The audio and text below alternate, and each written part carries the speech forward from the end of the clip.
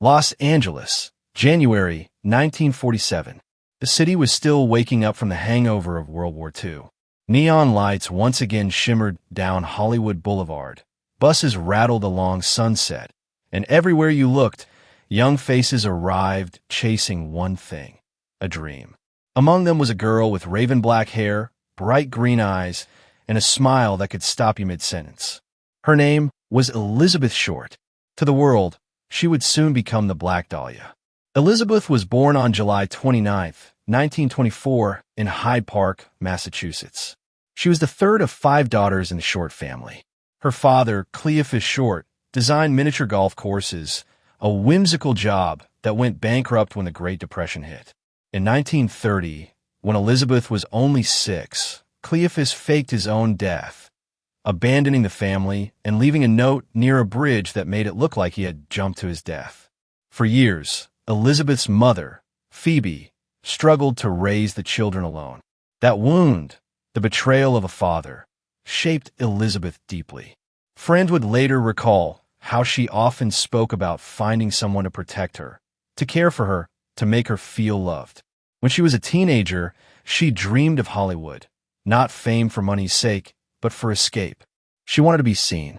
In her late teens, Elizabeth began drifting. She worked as a waitress, sometimes as a clerk, and spent time in Florida with relatives.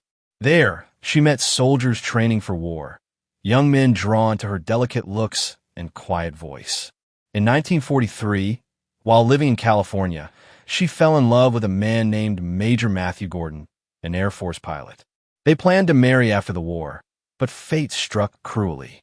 In 1945, Gordon's plane crashed before they could reunite. Elizabeth was devastated. She wore black for weeks. Some say that's when she began favoring dark clothing, a fashion that earned her the nickname the Black Dahlia among local patrons. To many, she was mysterious, beautiful but distant, confident yet fragile. She moved through Los Angeles like a shadow among dreams. By 1946, Elizabeth was living between Los Angeles and Long Beach, often staying with friends or acquaintances. She was 22, charming, with porcelain skin and jet black curls. She loved the nightlife, cafes, small jazz bars, and movie theaters. But beneath the allure, she struggled. She had no steady job, often relying on friends and admirers to help with rent. Rumors spread, some cruel, some false, painting her as a party girl. But people who knew her best describe her differently: soft-spoken, shy, and sometimes childlike, with a tendency to drift into fantasy. She talked of becoming a movie star, of one day having her name in lights.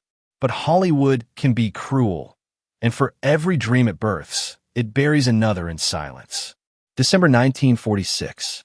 Elizabeth Short was staying at the Biltmore Hotel in downtown Los Angeles. Witnesses recalled seeing her often in the lobby, writing letters, waiting by the phone. She told friends she was expecting someone, possibly a man from San Diego. That man, investigators would later learn, was Lieutenant Gordon Fickling, an Army Air Force officer she'd known previously. She never got to see him again. On January 9, 1947, she checked out of the Biltmore and was reportedly seen at the nearby Crown Grill bar, her last confirmed sighting alive. What happened between that moment and the morning of January 15th remains one of the most disturbing gaps in true crime history. It was a Wednesday morning, cold and cloudless. A mother, Betty Berzinger, was walking with her 3-year-old daughter through a vacant lot on Norton Avenue, southwest Los Angeles. At first, she thought she saw a store mannequin lying in the grass. Then, she realized it wasn't a mannequin. The body of a young woman lay completely severed in half, drained of blood, and posed in an unnatural display. Her mouth had been cut from ear to ear, creating a horrifying, almost mocking grin. Her eyes were open, staring blankly toward the dawn sky. Police rushed to the scene. The first officer to arrive, Frank Perkins, later said it was the most gruesome sight he had ever witnessed. The body had been meticulously cleaned, no blood, no fingerprints, no sign of struggle. Whoever had done this had surgical precision. The upper torso was about a foot from the lower half, legs spread apart. Her intestines had been tucked, neatly beneath her. There were rope marks on her wrists and ankles, indicating she had been tied, possibly tortured. But what stunned investigators most was the presentation. The killer had posed her deliberately, as if making an artistic statement. Detectives swarmed the area. They canvassed homes, interviewed neighbors, photographed every inch of the lot. The press arrived within minutes, and the story hit the front page of the Los Angeles Examiner by noon. The editor, ruthless for headlines, coined a name that would live in infamy: the Black Dahlia Murder. Police quickly identified the victim through fingerprints: Elizabeth Short, 22 years old. They visited her mother in Massachusetts. But instead of delivering the tragic news directly, the Examiner called her pretending Elizabeth had won a beauty contest. They asked personal questions for a profile piece, and only after collecting details, they revealed that her daughter was dead. The callousness of it left Phoebe Short shattered. The autopsy revealed horrifying details. Elizabeth had been dead about 10 hours before being found, likely killed late the night before. Her body had been cut cleanly in two at the lumbar spine, a rare surgical procedure requiring anatomical knowledge. There were signs of repeated blows to the head, cuts to her thighs and breasts, and deep rope burns. The killer had drained her of blood, cleaned her with gasoline, and transported the body before carefully placing it in a vacant lot. No fingerprints, no murder weapon, no leads. Police interviewed over 150 people within days, including every man Elizabeth had been seen with in the previous month. Her social life became tabloid fodder. The press painted her as a party girl, a drifter, a temptress. But investigators who looked closer realized that much of it was fiction, created to sell papers. The truth was simpler and sadder. Elizabeth Short was just a lonely young woman chasing a dream in a city that didn't care. The Black Dahlia story exploded. Every newspaper carried lurid headlines: tortured beauty found slain, Hollywood horror, girl's body mutilated. The case terrified Los Angeles. Parents forbade daughters from going out alone. Bars and cafes buzzed with gossip and fear. Every week, new letters arrived at the police station, many claiming to be from the killer himself. One of them read, "Here's Dahlia's belongings. Catching me will not be easy." Inside the envelope were some of Elizabeth's personal items: her address book, photographs, and a few identification cards, all wiped clean with gasoline. The handwriting was blocky, almost childlike. It was the first of several taunting messages from someone calling himself the Avenger. Police began to suspect the killer had medical training, possibly a surgeon. The precision of the cuts, the lack of blood, and the clean severing of the body all pointed to someone with anatomical skill. Dozens of doctors in Los Angeles were quietly questioned, but none were charged. Meanwhile, psychics, drifters, and false confessors flooded the LAPD. Within a month, over 60 people had confessed to the murder. The city had become obsessed. As the media frenzy grew, Elizabeth Short became something else entirely: a symbol. Reporters twisted her into an archetype: the dark, seductive woman destroyed by her own ambition. They called her an aspiring actress who fell into the wrong crowd. But her friends remembered her differently. She was shy, naive, romantic. She sent letters to her mother, saying she hoped to make it big soon. She dreamed of love, of a husband, a family, a home. The tragedy was not just in her death, but in how the world turned her into a spectacle. Los Angeles, 1947. The city was tense. Every streetlight seemed dimmer, every shadow longer. The Black Dahlia Murder had turned a town built on dreams into a landscape of paranoia. Newspapers screamed headlines every morning: "Dahlia killer still at large," "Police baffled by Hollywood butcher," and behind closed doors, detectives at the Los Angeles Police Department worked day and night. But the deeper they dug, the murkier the picture became.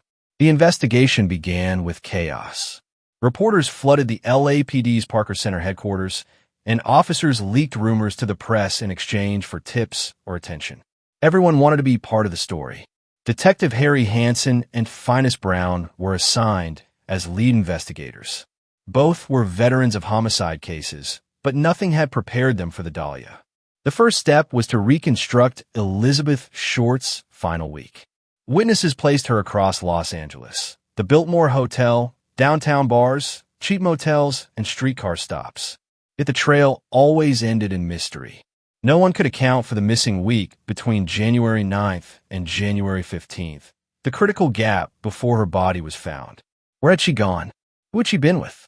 Those 7 days became a black hole in time, the silent window where everything happened. Then came another letter. It was mailed to the Los Angeles Examiner and written in crude block letters, just like the first. Here's Dahlia's belongings. I'll give up in Dahlia killing if I get 10 years. Don't try to find me. Inside the package were Elizabeth's birth certificate, business cards, photographs, and an address book with several pages torn out. All wiped clean with gasoline, again. The envelope was carefully handprinted and included half a fingerprint on its surface, but it was too smudged to match. The writer signed off, simply, the Black Dahlia Avenger. Police believed the same person who had killed Elizabeth sent the letters. It was both a confession and a game. The address book found in the envelope became a crucial lead. It belonged to a man named Mark Hansen, a local nightclub owner who ran the Florentine Gardens, a famous burlesque venue on Hollywood Boulevard. Elizabeth had reportedly stayed in one of Hansen's rooms months before her death. He admitted she was a pretty girl he liked to help out, but denied any involvement in her murder.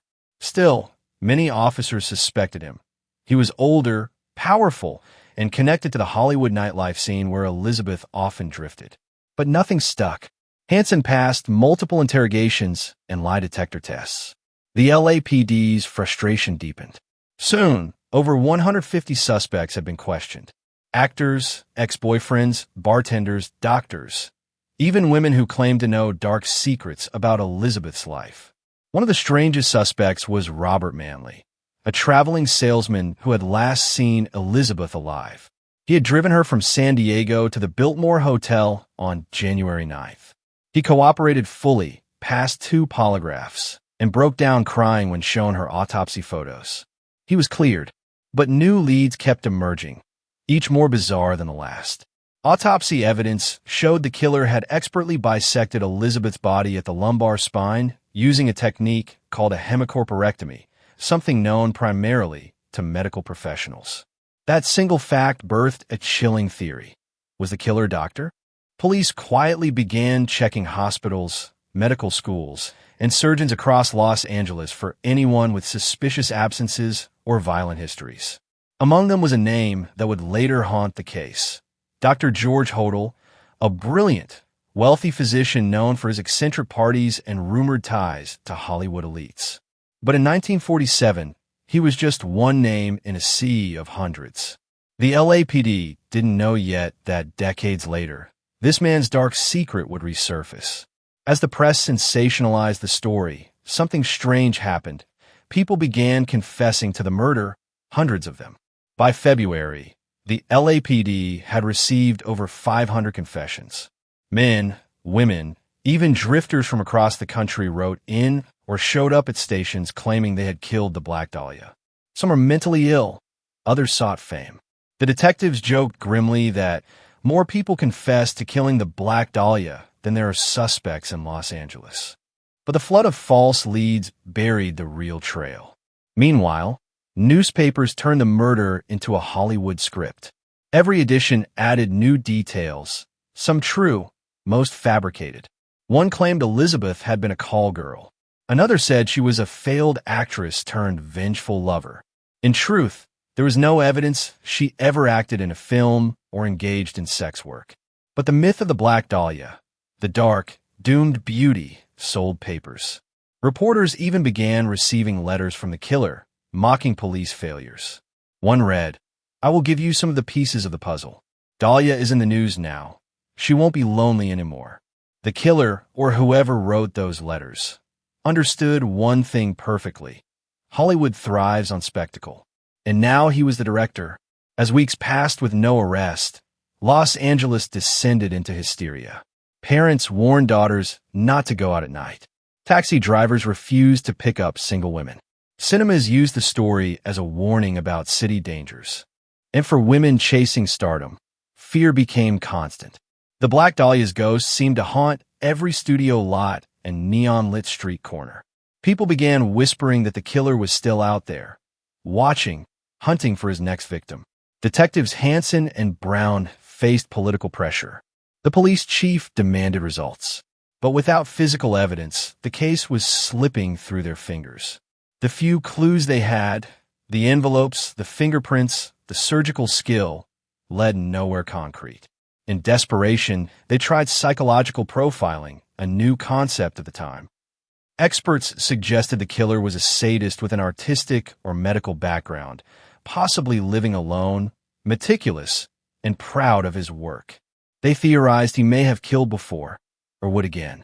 But Los Angeles offered too many faces, too many secrets. Rumors spread that the Black Dahlia's killer was part of the film industry. One unverified claim said she had attended private screen tests at mansions around Hollywood Hills. Another pointed to a photographer who took portraits of aspiring actresses. Police investigated several figures linked to the studios, prop men, directors, set designers, but again, nothing solid emerged. Still, one chilling detail lingered. The way Elizabeth's body was posed, the deliberate placement of limbs. It resembled the surreal photography and artwork popular among Hollywood's avant-garde artists at the time. Some began to suspect that the murder wasn't just a crime. It was an expression, a statement. By spring 1947, the case was cold. The city had moved on, but the story refused to die. Elizabeth Short had become immortal, not as a star, but as a symbol of innocence destroyed by the Hollywood dream. The Black Dahlia was everywhere, her face on pulp magazines, her story in detective radio plays, her name whispered in bars. Yet, justice never came. Detective Harry Hansen later said, "It was like chasing a ghost. Every time we thought we had him, he vanished into the fog of this city." And the fog of Los Angeles was thick, full of ambition, secrets, and men who thought they could get away with anything. By the summer of 1947, the LAPD quietly shelved the investigation. Hundreds of interviews, thousands of tips, all dead ends. But for some detectives, it never really ended. Files were revisited year after year. Each new generation of officers reopened the evidence box, hoping modern techniques would reveal what the 1940s could not. The Black Dahlia case became the most infamous unsolved murder in American history. And yet, in the shadows, one man's name would later rise above all others. A man whose life seemed to echo the cruelty and chaos of the case itself. That man was Dr. George Hodel. The years rolled on. Los Angeles grew taller, brighter, louder. But beneath the golden glow, a wound never healed. The city still whispered about the girl who'd been cut in half, the Black Dahlia. By the 1950, the case was cold. By the 1960, it was legend. And by the 2000, a startling discovery would drag it back from the grave. That discovery began with a man named Steve Hodel, a decorated LAPD homicide detective and the son of Dr. George Hodel, one of the original suspects in the Black Dahlia murder.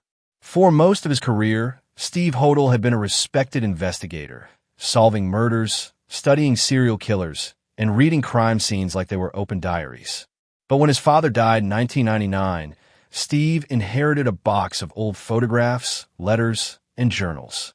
Among them, he found two haunting images of a young woman with pale skin and dark curls. She looked exactly like Elizabeth Short. Steve froze. He remembered vague childhood memories, strange late-night parties at his father's mansion, eccentric guests, and whispers of police visits. Could it be possible? Could his own father have been the killer? It sounded insane. But as Steve began to dig, the puzzle pieces started to fit too perfectly. In 1947, Dr. George Hill Hodel lived in a sprawling, exotic mansion at 5121 Franklin Avenue, near the Hollywood Hills. The house, known as the Soden House, was designed by the famous architect Lloyd Wright, son of Frank Lloyd Wright. It looked like a Mayan temple, with massive stone walls, narrow halls, and hidden rooms. Inside, George hosted extravagant, often disturbing parties attended by artists, writers, and Hollywood elites. Neighbors remembered hearing screams, seeing strange lights, and sensing something dark behind those walls.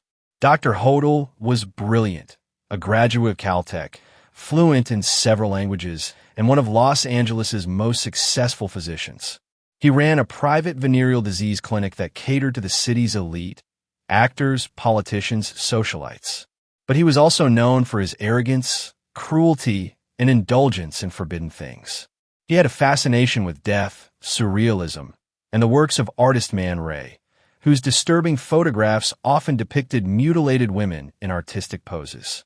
When Steve Hodel revisited those old photos, he realized the resemblance wasn't just physical, it was symbolic. Elizabeth Short's body had been posed in a way eerily similar to Man Ray's artwork, which George admired.